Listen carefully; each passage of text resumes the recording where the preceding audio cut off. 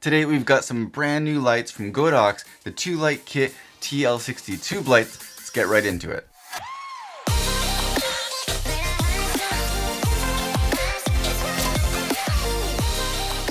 Hey, what's up? I'm Scott and welcome to the channel. If you're new here, please do consider subscribing for more no-nonsense tutorials and reviews. So like I said, we've got the Godox TL60 here. This is the 2-light kit, which comes in at $479, but it's quite a complete kit and you get two of them, obviously. They do also sell them individually as well as in a 4-light kit for $879. I really do like right off the bat that this comes with a case that fits whatever kit you get. So if you have a 2-light kit, it's going to be easy to bring them on location with you together like this. 4-light kit, it's the same story. Single light kit, it's also still the same story. So Godox's approach to this seems to really just be to throw it all into the kit. They give you a nice carry case, and it seems like there's tons of accessories that are inside of here. We'll take a look at just what's included in a second. But in terms of the differences from other brands of tube lights in the market, it's not going to be so much in terms of the output. They all have similar output. They're all high quality now. They all have, white light, of course, RGB, HSI control, special effects, filters like Roscoe and Lee filters and stuff built in. That's pretty much the same across the board. The differences are going to be in how easy it is to take control of that, the physical controls on the light, things like how well the app works, and also just how much customizability or how much control you have over things like special effects, for example, as well as, of course, what's included in the kit that makes the tube lights easier to use, physically speaking. So we'll check out all of that. First off, let's just see what's inside of this carry case.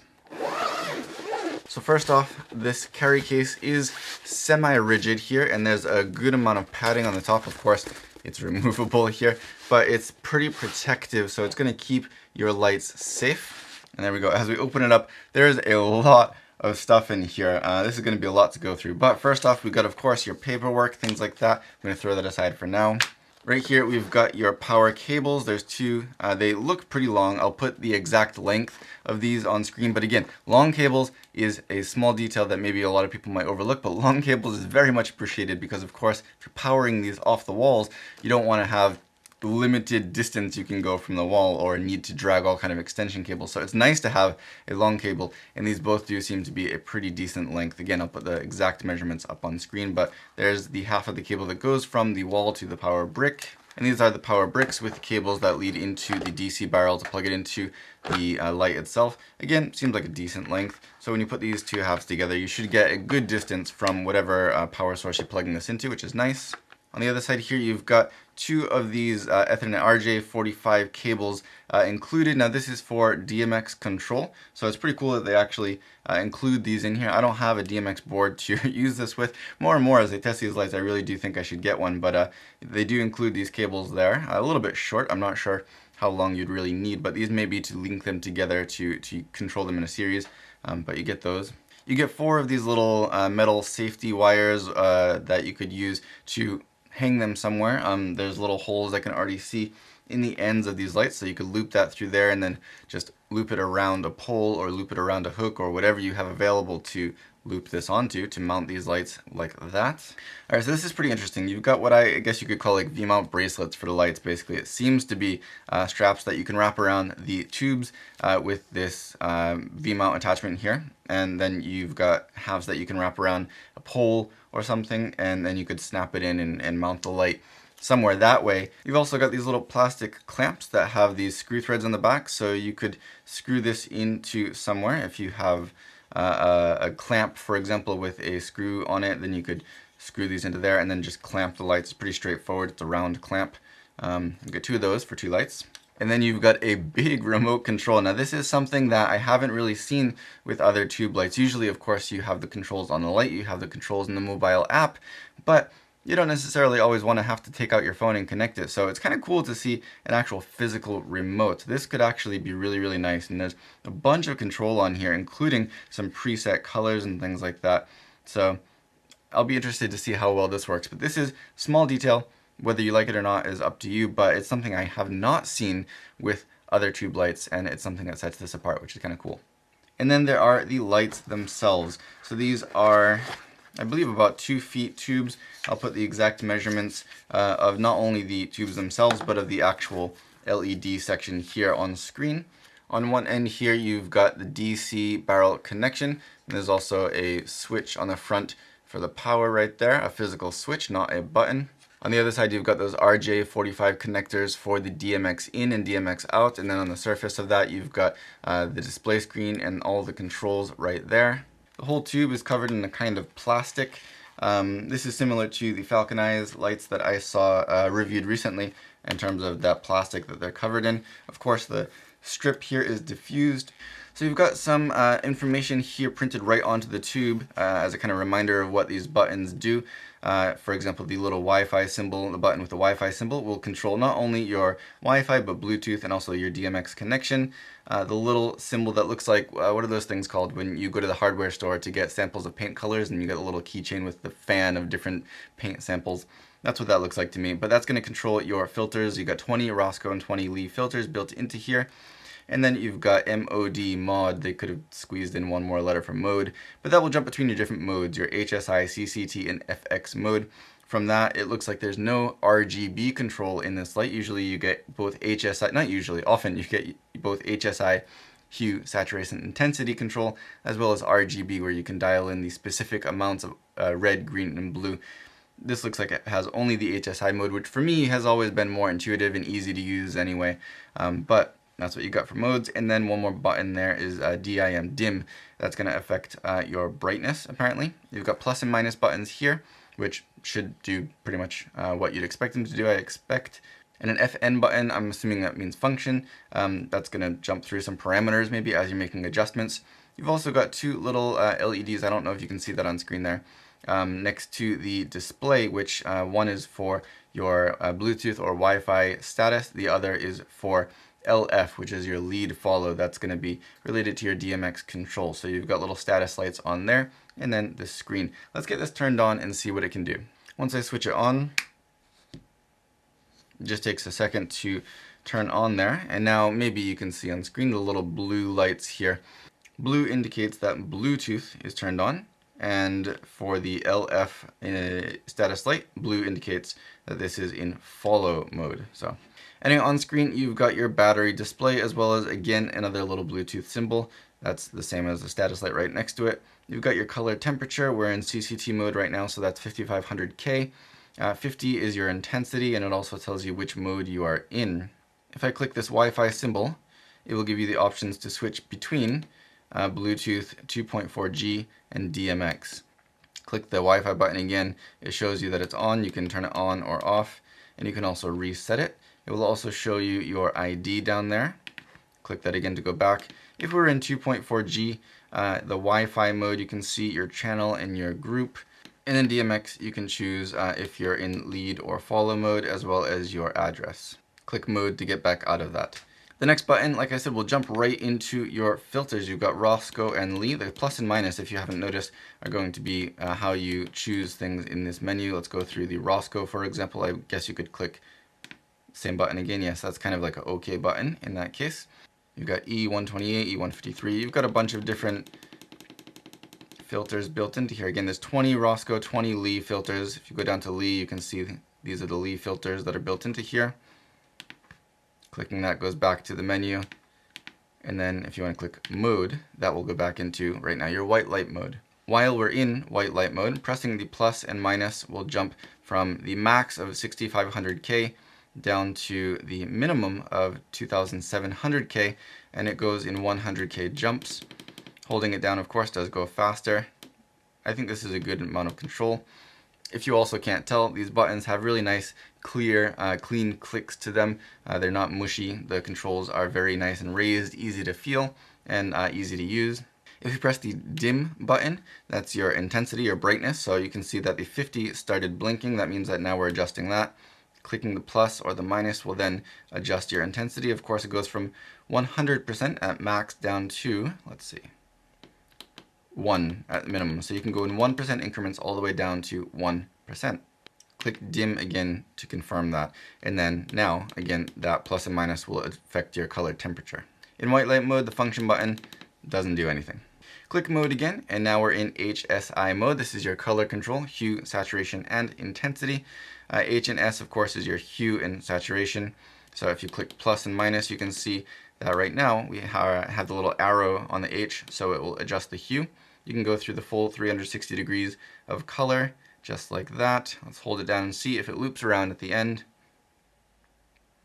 And it does, so that's good. Clicking function now in this mode where you have more than one parameter to adjust, clicking the function button will jump between those two parameters. You can see the little arrow jump back and forth there. Saturation now is at 100%. Of course, you can bring that down all the way to 1. Again, clicking dim will highlight your intensity, and you can adjust that. Clicking dim again will confirm that, and you'll be controlling one of these two parameters again. Clicking mode again will bring you into your special effects panel here, and this is quite different from most of the special effects interfaces that I've seen before. In this, we've got some broader categories. For example, this repeating arrow is like a cycle. So as you can see, the colors are cycling through here. And next to that, you have a little Roman numeral 1. If you click function, that'll go over to 2, which is a slightly different pattern, and then 3, which is once again a different pattern. So within that, you've got 3 different versions. If I use the plus or minus, it will scroll through the list of special effects. Now we've got what looks like stars. It's kind of a lightning effect, I guess, or some kind of flash. Again, this is mode 3. Click function, it'll go into mode 1. Click function, it'll go into mode 2. So again, 3 kind of subcategories of that. Go down below that, and we've got some sort of flashing lights that we can see 1, 2, and 3 patterns. And this is not all. If you keep going, you've got, there's our lightning. I don't know what the other one was, just a typical flash, I guess. But again, 3 modes. You've got faulty light bulb, and again, this also has 3 modes, which is kind of cool. Some of these I've seen multiple versions of before on different lights, but some of these, like faulty bulb, I've usually only seen one version of that. So it is cool that they have multiple patterns. You can get a little bit more variety in your lighting and your special effects, which is kind of cool. The same goes for TV. Of course, I've seen other lights with that TV effect, but it is nice to see more than one pattern for that TV effect, so that way if you do often use it, or even within the same video, you can have a little bit of variety. I appreciate that. Well, speaking of variety and control though, there is no control as far as I can tell from at least the light itself in terms of the speed of these special effects, which some other lights do give you. So it's kind of a win-lose in terms of variety, but less control. Then you've got 7, which is a candle type effect, again 3 modes. 8 is more of a fire, and again 3 modes. 9, you've got what looks like fireworks, and again 3 modes.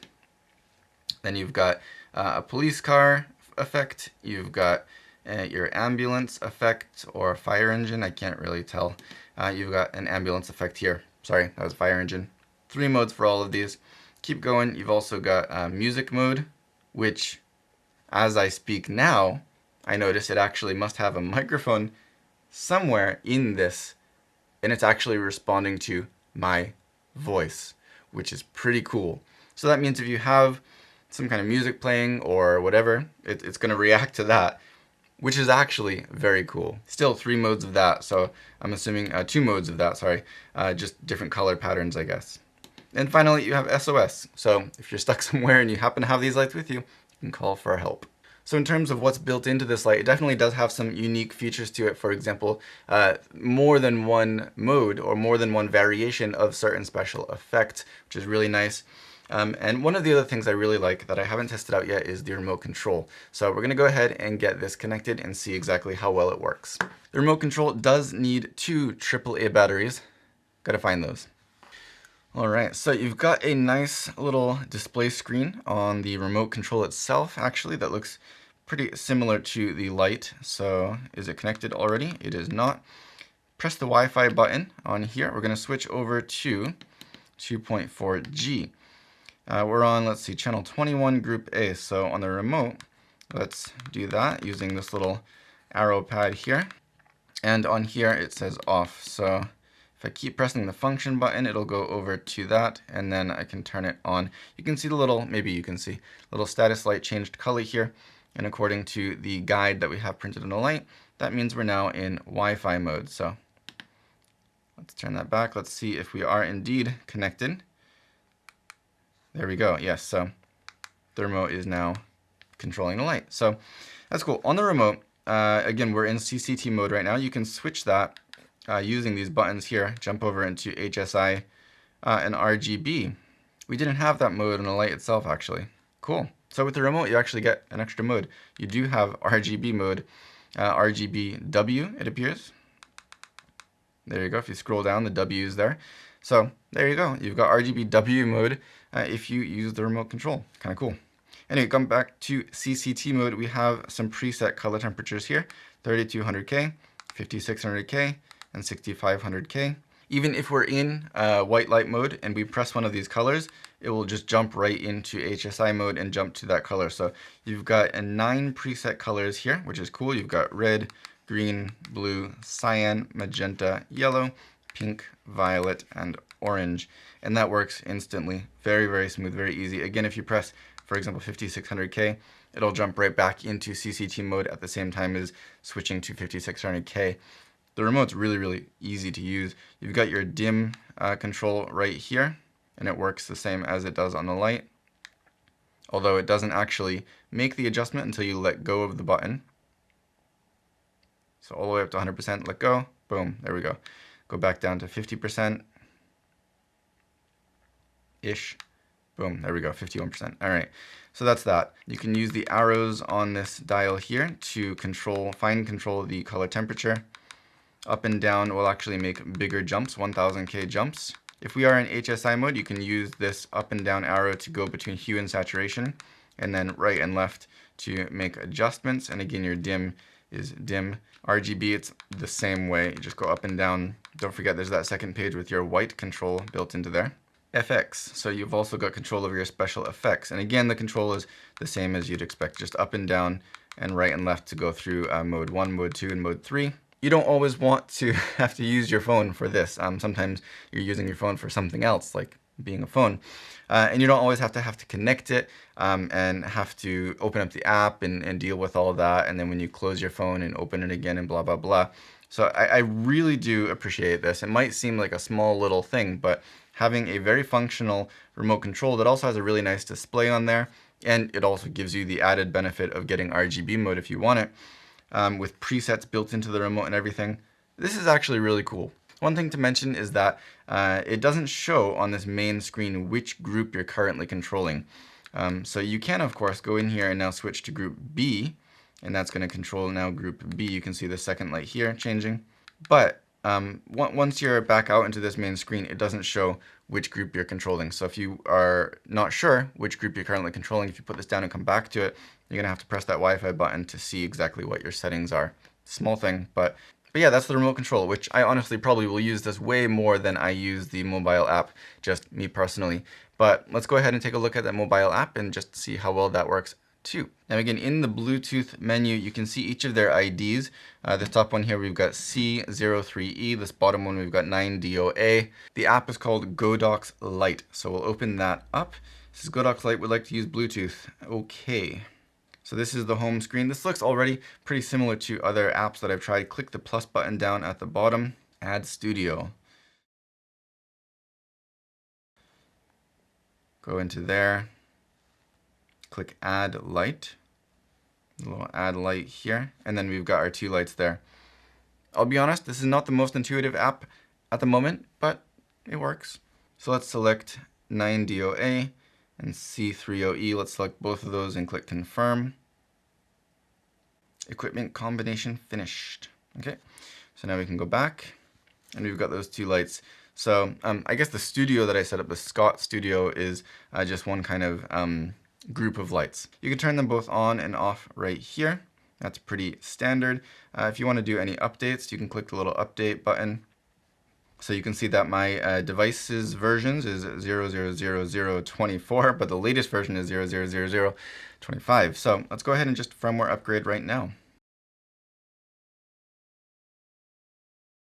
Upgrade has completed. Cool. So let's go back. So down here we've got groups. You can make a group, let's say G groups 01 confirm.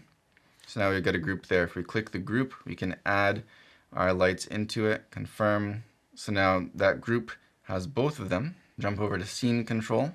I want to get back out into my group here. There we go. So now we're controlling both of these. Okay. So you've got the color field, you've got sliders for RGB. Let's go back to mode, HSI mode. Pretty typical here. You can tap, you can add in your numbers manually. Easy enough. Saturation, let's go up to 100%. There we go. Mode again. CCT mode, you've got 2500K on the app, but it only goes down to 2700K on the light, all the way up to 8500K on the app, but it only goes up to 6500K on the light. So I'm assuming there's some disconnect between the app and these lights and maybe other lights that Godox makes that this also controls. But you know, it is what it is. In between there, if I go to 58, no problem. 44, no problem. So even though it does go lower and higher than this does, in between the range that these are capable of, there's no problems, no disconnect whatsoever. So you've also got in the app, which you don't have on the light, and you don't have on the remote either, you've got green, magenta, shift control, which I always like to have. So if you do need that, then you're going to have to use the app instead of the light or the remote. But you've got that. You've got intensity sliders there. Click mode again. Your filters. So this is a more visual way, of course. And this is also one of the modes that you did not get control of through the remote. So it's all kind of a give and take. I guess you could say in some ways it seems kind of incomplete, but in other ways, you know, it is what it is. Depends on how you want to use the light. So you've got your Lee filters here. You've got your Roscoe filters here. You can also adjust the hue shift, I guess, a little bit within that filter, as well as the saturation shift within that filter. That's something new, something I haven't seen. Customization of the filters, usually that is not in the other apps. Usually you choose the filter and that's that. You've also got custom here. Doesn't seem to be any controls in there though, so maybe that's something that's coming in the future. You've got your effects here, and pretty typical, you can see all of the icons here. The flashes do seem to be in sync when you're using more than one light, so that is good. The colors are a little bit off for firework, for example. But things like broken bulb, the effect, the flash is in sync at least. So the colors might be a little bit off. Same with laser, I noticed. But all the flashing and everything, the timing is on. So in the app, it says speed. And at first I thought, okay, so with the app, you get control over the speed of these effects, which is something that you don't get from the light itself. So that's kind of cool. But at second glance, it's clear, more clear if you look at the police car effect. When I click that, speed says 2. And if you can see on the light, this is in version 2, the second pattern of police lights that we talked about in the lights. If I go over to what looks like it should be the slowest speed, it's actually not the slowest speed. It's just that first pattern of police lights. And if I go over to 3, then it's going to be your third pattern of police lights. So speed is not speed. Speed is the version, I guess you could say. And then you've got color picker mode here, and they have a picture preloaded into this, and you can go around this picture and choose a color. It's kind of a weird picture to have preloaded into here. So now I created this group, but I want to go back to individual lights. Let's delete this and make another studio. Let's say try 2. So if you're having trouble connecting to your lights, you can just go ahead in there and reset, and then they will show up again. So now let's select both of those, confirm, and now we have individual lights. So now we can go in and control them individually. 9DOA, CO3E. That's that. So these are very interesting lights. I think that they're definitely fairly full-featured, and they do have a couple of little quirks. For example, that you can't access RGB control through the light itself, but you can with the remote control. And generally, I think these are fairly full-featured. It's nice to see, you know, multiple versions of some of those special effects, which you don't get in other lights. It's nice to see that they include, you know, long cables, a bunch of different mounts, for example, that options for mounting it. Although that is a nice segue into one of the final things that I want to mention about these lights is that they don't seem to have a magnetic build, any magnetic design built into them, and a lot of these tube lights do, and I've actually found that to be really, really useful. You know, these can tuck away in really tight spots underneath shelving and things like that, and often those places do have some kind of metal that you can just snap that onto without needing any additional anything to mount it, which is really, really nice and handy and quick. And I do appreciate that when that is built into these tube lights. These don't have it, which is a little bit of a bummer. But otherwise, you know, with the quality of the light, the quality of the build, there's a lot of plastic, but it feels like nice plastic. These don't feel cheap. I love that it comes with a nice carry case, all the accessories, long cables, whatnot. I think that they're priced fairly well, or at least competitively with most of the other lights on the market. And, you know, things can change down the road in terms of pricing. But these are definitely an interesting option. And I love that they have kits that are ready to go with all you would need for 2 lights or 4 lights, because often one of these lights is not just enough. You want to have some of them here and there around your set. So it's cool to have them ready to go in kits. But before we ramble on too much, I will try and close this up. But for now, if you have any other remaining questions or comments, let me know down below and I will do my best to get back to you. Otherwise, if you found this video helpful, please do consider giving a thumbs up, subscribing, sharing, all that good stuff. And as always, thank you for watching.